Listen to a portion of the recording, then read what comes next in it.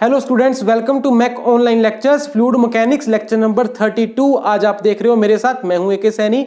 ये स्क्रीन जो मेरे पीछे आप देख रहे हो ये है लेक्चर नंबर 31 की, जिसमें मैंने स्टेबिलिटी को बताया था सबमर्ज्ड बॉडीज के केस में, और जो दो फैक्टर से गवर्न होती है, एक है बायोन्ट पॉइंट से और दूसरा है जी पॉइंट यानी सेंटर ऑफ ग्रेविटी पॉइंट से। ठीक है, ये दो पॉइंट वहां पे अपना रोल प्ले करते हैं। फिर मैंने तीनों केसेस को आपको अच्छे से एक्सप्लेन करके बताया था, लेकिन जाते जाते मैंने आपको एक कंफ्यूजन भी हाईलाइट की थी। ठीक है, उस कंफ्यूजन को आज मैं क्लियरली आपके सामने ला रहा हूं और उसको दूर भी इसी वीडियो में करने जा रहा हूं, जैसे मैंने कमिटमेंट किया था पिछले वीडियो में। देखो यहां पर दो पॉइंट्स के बारे में हम बात कर रहे हैं, जी एंड बी। जी क्या है? Centre of gravity of the body, submerged body. और बी क्या है? सेंटर ऑफ बायोंसी, यानी जिस पॉइंट पर से इसके ऊपर बायोंसी का फोर्स लग रहा है। ठीक है, और वो क्या होता है मैंने आपको पहले समझा रखा है। सेंटर ऑफ बायोंसी क्या बनता है? That is the centre of gravity, COG, of displaced fluid.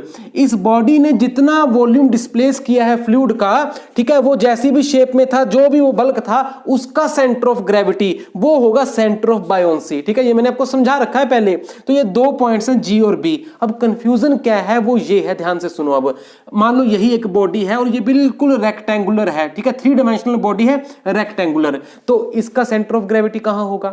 इस बॉडी का centre of gravity in that case will be just at the centre, बिल्कुल सेंटर पर होगा ना। ठीक है, सेंटर ऑफ ग्रेविटी बनेगा उस केस में बिल्कुल बीच वाला पॉइंट। ठीक है, थोड़ा सा दिमाग से सोचते जाना साथ साथ में। अच्छा, बी क्या है? बी है सेंटर ऑफ बायोंसी। इस बॉडी ने जब फ्लूइड को डिस्प्लेस किया है, कौन से फ्लूइड को डिस्प्लेस किया है? इसके पीछे जो फ्लूइड था, ठीक है ना, उसी को डिस्प्लेस करके इसने अपनी जगह बना ली। तो वो डिस्प्लेस्ड वॉल्यूम है, आप समझिए जरा, वो डिस्प्लेस्ड वॉल्यूम का सेंटर ऑफ ग्रेविटी कहां हुआ?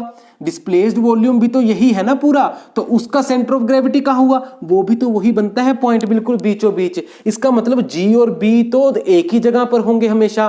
ठीक है, छोड़ो इसको, दूसरी शेप ले लेते हैं। मान लो एक स्फेरिकल शेप है बॉडी की, एक स्फीयर, एक बॉल है बिल्कुल। ठीक है, वो हमने स्फेरिकल बॉल यहां पे बीच में रखी है, समर्ज की हुई है। तो उस बॉल का, ऑब्जेक्ट का सेंटर ऑफ ग्रेविटी कहां होगा? वो भी बीचों बीच सेंटर में ही बन रहा है उस केस में। ठीक है जी। और बी बायोंसी पॉइंट, उसने जो वॉल्यूम डिस्प्लेस किया है वो भी तो स्फेरिकल वॉल्यूम है ना फ्लूइड का, उसको डिस्प्लेस करके उसकी जगह बॉल बैठ गई। तो उसका सेंटर ऑफ ग्रेविटी कहां हुआ फिर डिस्प्लेस्ड वॉल्यूम का? वो भी वही पॉइंट बनता है, एग्जैक्टली सेंटर। तो बी और जी तब भी सेम आ रहे हैं। ठीक है, कोई भी शेप आप ले रहे हो, दिमाग में अगर सोचते हो तो वो एक ही पॉइंट पर आ रहे हैं, बी और जी। तब ये तीन केसेस का सवाल ही कहां से उठता है कि बी ऊपर, जी नीचे, बी नीचे, बी जी ऊपर। तो ये तो चीजें होनी ही नहीं चाहिए, तब केस ही हमारे पास एक बचता है। ये थी वो कंफ्यूजन। ठीक है, तो चलिए इस कंफ्यूजन को अब मैं आपकी दूर करता हूं। मान लो हमारे पास जो बॉडी है, सबमर्ज्ड बॉडी, वो कुछ इस शेप की है। इसको कैसे दिखाया मैंने आपको? बॉडी को बिल्कुल बीच में से काट के दिखाया है। तो यहां पर सेक्शनिंग नहीं की हुई, यहां पर सेक्शनिंग की हुई है। आप समझ रहे हो ना सेक्शनिंग का कंसेप्ट? तो अगर यहां पर सेक्शनिंग की है, इसका मतलब ये नीचे नीचे वाला पार्ट सॉलिड पार्ट था। ठीक है, जब काटा गया तो सेक्शन करके दिखाया गया। जबकि ऊपर क्या है? हॉलो पार्ट है, ऊपर का सारा हॉलो है, काटा बीच में कुछ नहीं नजर आ रहा आपको। ऊपर का जो ज्यादा हिस्सा आपको नजर आ रहा है ये हॉलो ही है, इसमें कुछ नहीं है। नीचे नीचे सॉलिड पोर्शन था, वो सॉलिड था जिसको काट के सेक्शन करके मैंने आपको दिखाया है। मान लो ऑब्जेक्ट ऐसी थी। अब बताइए इस ऑब्जेक्ट का सेंटर ऑफ ग्रेविटी कहां बनता है? सेंटर ऑफ ग्रेविटी कहां होता है? जहां ऑब्जेक्ट का पूरा वेट नीचे की तरफ डाउनवर्ड एक्ट करता है। ठीक है ना जी।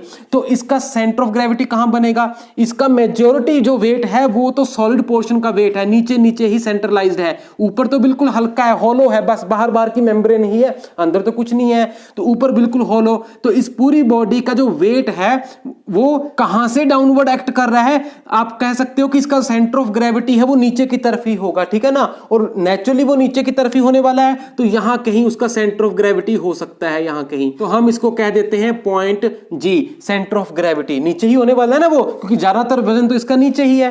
ठीक है जी। अब दूसरा पॉइंट है बी, सेंटर ऑफ बायोंसी। पूरा ध्यान से सुनिए, सेंटर ऑफ बायोंसी कहां आएगा? Centre of gravity of displaced fluid. अब इस बॉडी ने फ्लूइड कौन सा डिस्प्लेस किया है? फ्लूइड तो उसने इसी शेप में डिस्प्लेस किया है ना। ये बाहर बाहर की मेम्ब्रेन है, अंदर से खाली है या भरा हुआ है, इससे कोई मतलब नहीं है। अगर आप बिल्कुल एक बैलून लेते हो, उस बैलून को पानी में डालते हो तो क्या होगा, पूरे बैलून की शेप का पानी उसने डिस्प्लेस कर देना है, ठीक है ना जी। तो ऐसे ही इसने यही शेप का जो बल्क वॉल्यूम है लिक्विड का, फ्लूइड का, वो इसने पूरा पूरा डिस्प्लेस कर देना है। उसको कोई मतलब नहीं है ये अंदर से कहां से सॉलिड कहां से होलो, इसने पूरा का पूरा फ्लूइड इस शेप का काट दिया, यानी कि पीछे कर दिया, डिस्प्लेस कर दिया। अब वो डिस्प्लेस्ड वॉल्यूम जो फ्लूइड का है उसका सेंटर ऑफ ग्रेविटी कहां होगा, सेंटर ऑफ ग्रेविटी यहां कहीं होगा उस चीज का। आपको बात समझ में आ रही है ना।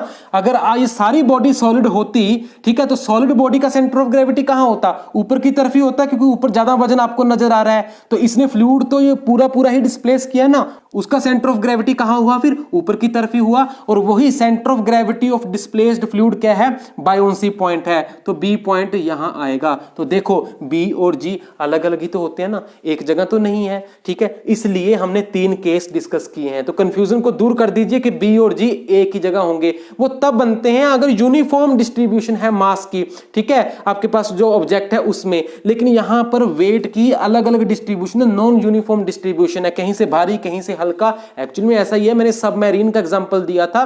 तो सबमरीन एक सिलेंड्रिकल बॉडी तो नहीं है ना, पूरा कंप्लीट सॉलिड सिलेंडर, ठीक है, जिसमें हर जगह मास डिस्ट्रीब्यूशन एक जैसी है। तब तो हम कहें कि बी और जी एक ही जगह आने वाला है, लेकिन वहां पे मास डिस्ट्रीब्यूशन अलग अलग है, इसलिए बी और जी की पोजीशन अलग अलग होगी। आपको एक और एग्जांपल बताता हूं, जैसे पैराशूट्स आपने देखे हैं आकाश में उड़ते हैं, वहां क्या होता है, सारा का सारा मास नीचे सेंट्रलाइज्ड होता है। ऊपर तो बैलून ही है एक प्रकार से, ठीक है ना, तो ऊपर तो कोई ज्यादा मास नहीं है, सारा मास नीचे की तरफ रहता है। इस वजह से वहां पे क्या होगा, सेंटर ऑफ ग्रेविटी नीचे होगा और बायोंड पॉइंट ऊपर होगा। कुछ ऐसी ही सिचुएशन वहां पे भी बनेगी, बी पॉइंट ऊपर जी पॉइंट नीचे। और जब ऐसी सिचुएशन आती है बी पॉइंट ऊपर जी पॉइंट नीचे, बी ऊपर जी नीचे, तब वो स्टेबल इक्विलिब्रियम का केस होता है। यानी अगर वो पैराशूट थोड़ा सा इस प्रकार से हवा के झोंकों से डिस्प्लेस होता है इधर उधर, तो वो दोबारा से रिस्टोर हो जाता है अपनी ओरिजिनल पोजीशन में, क्योंकि वहां पे रिएक्टिव मूवमेंट जो है वो ओवरटर्निंग का काम नहीं करता, वो उसको दोबारा से खड़ा करने का काम करता है,